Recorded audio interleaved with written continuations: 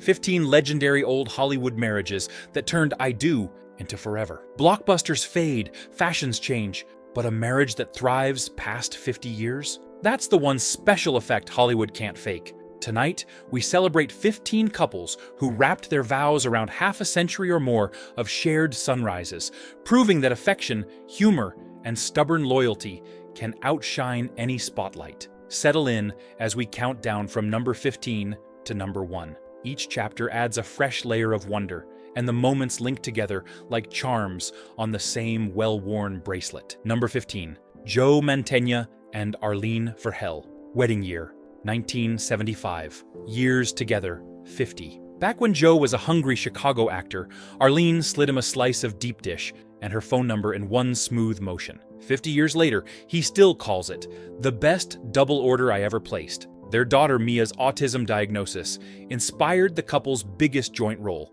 Advocates with Aprons, Taste Chicago, the Burbank Pizzeria they opened so Joe could smell home between takes, funnels profits to autism research. Castmates drop by for Uncle Joey's meatball pie, Arlene greets them by name, and the walls double as scrapbook. Cubs pennants, family Polaroids, and framed scripts signed, "Thanks for the carbs, love, the Criminal Minds crew." As diners leave, they read an inscription above the door. Family first, pizza second, everything else third. That same priorities straight mantra quietly ushers us into a love story whose first course tasted like pure Broadway heat. Number 14, Paul Newman and Joanne Woodward.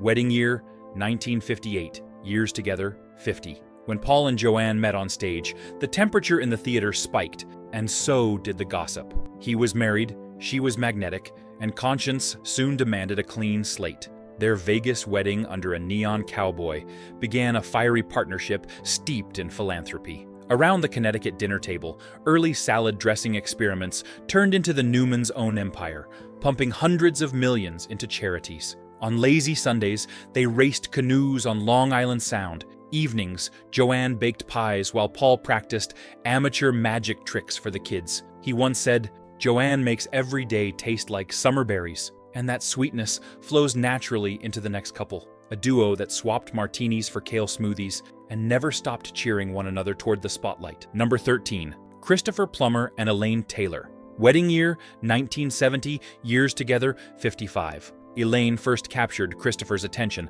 by sliding a banana daiquiri into his hand at a London party. He answered with Shakespeare until dawn. When late-night cabarets and globe-trotting tours drained his energy, Elaine traded Bond girl glamour for chef's whites, whipping up spinach ginger smoothies she called Oscar insurance. Christopher grumbled, drank, lived to 88, and credited her green elixir at every awards show. At their farmhouse, north of Toronto, they raised honeybees, whose jars fund theater scholarships. Friday nights saw Christopher reciting sonnets, while Elaine ladled honey over scones for wide-eyed drama students. Their fireside salons remind us that cultured conversation, like good nectar, strengthens any hive. That notion of nourishment, this time intellectual and multilingual, guides us gracefully into the candlelit citadel of our next husband and wife. Number 12, Christopher Lee and Birgit Gitte Krøncke. Wedding year, 1961, years together, 64.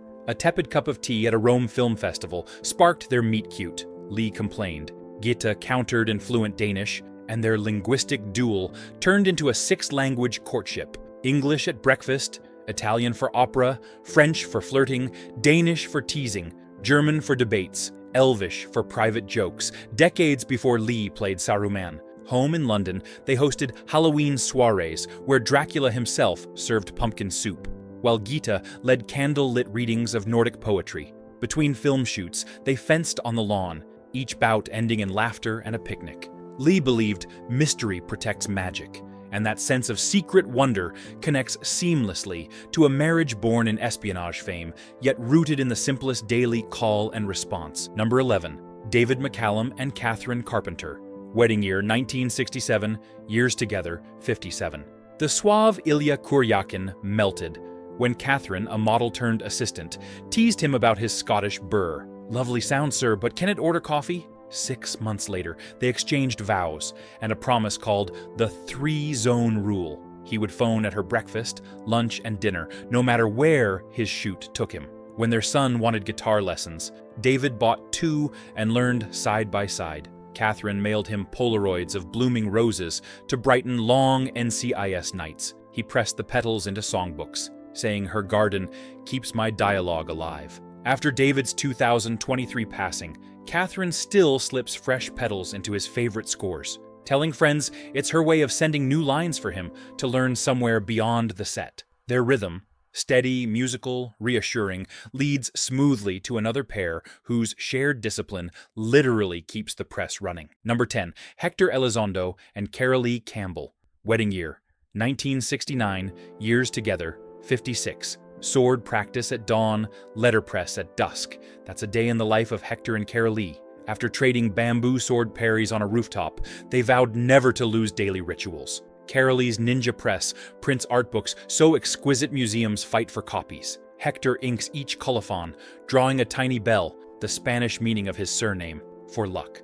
Anniversary gifts are chapbooks of new poems, circulation 2. Their Pasadena yard now holds 56 saplings, one planted yearly, turning memory into shade. Each spring, they host Tree Tales, inviting neighborhood kids to tie wishes to the branches, proof that literature, like love, grows best outdoors. Stand beneath those trees, and you'll sense the steady heartbeat that also resonates in a Manhattan loft, filled with casting notes and pancakes. Number 9, Christopher Walken and Georgianne Walken. Wedding year, 1969, years together, 56. Georgianne discovered Christopher's off-kilter charisma. While he rehearsed lines next door, he sealed the deal with chocolate torte. Children never arrived by choice, so creativity filled the nursery. 3 rescue cats, a wall of headshots, and Sunday pancakes flipped with Broadway flourish. Every new role Walken takes must first earn Georgianne's kitchen counter thumbs up. In return, he mans her casting office phones,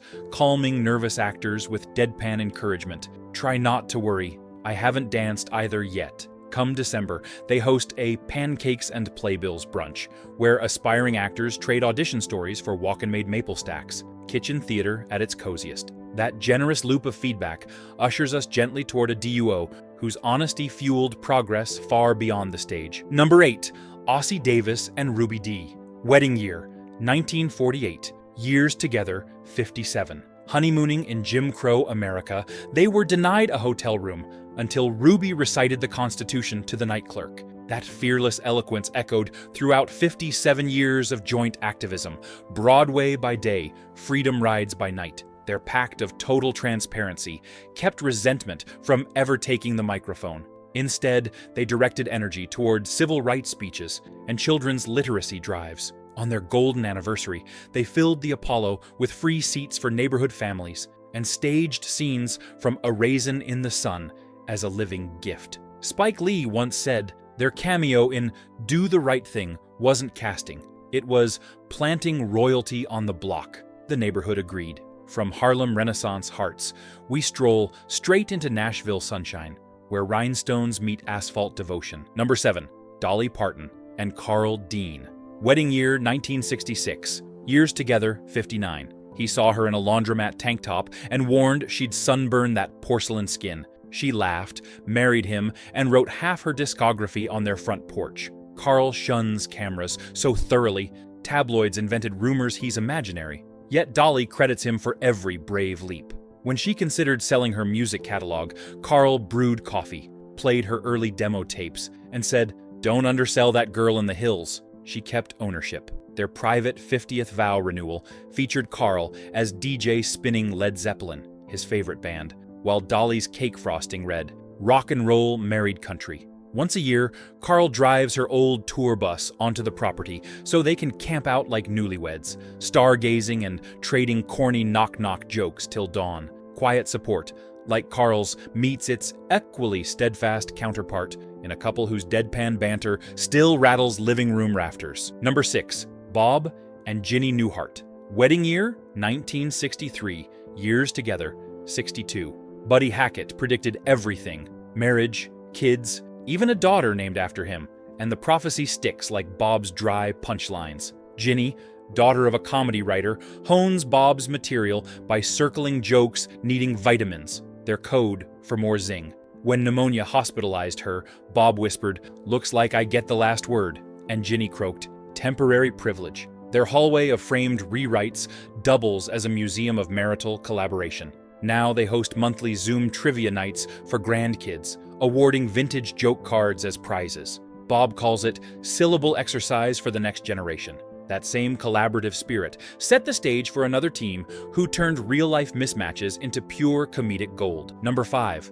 Jerry Stiller and Ann Mira. Wedding year, 1954. Years together, 61. A soaked headshot in a trash can nearly symbolized their quit point in the 1970s. But Jerry plucked it out, kissed the ink, and reminded Ann that punchlines sometimes nap before they roar again. They swapped roles. She studied drama, he pitched ads, and taught Ben and Amy that reinvention trumps regret. Years later, Ann sat beside Jerry on the Seinfeld set. Proud tears sparkling each time studio applause drowned out Cut. Their 60th featured an off-Broadway revival of their original improv bits. Audience members received souvenir umbrellas with the motto, "Comedy is our forecast." As laughter echoes, we drift effortlessly into the living room of comedy's elder statesman and his scene-stealing muse. Number 4. Carl and Estelle Reiner. Wedding year, 1943. Years together, 65. Every Dick Van Dyke punchline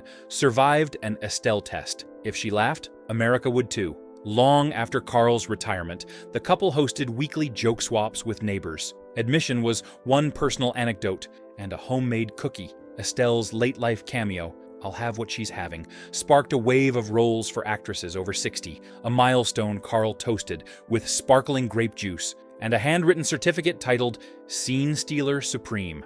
After Estelle passed, Carl tweeted puns to her memory until his own final curtain, leaving behind a digital treasure trove, preserving their shared humor. That trove of chuckles opens the door to a titan whose very survival owed itself to his wife's life-saving instincts. Number 3. Kirk Douglas and Ann Bidens. Wedding year, 1954.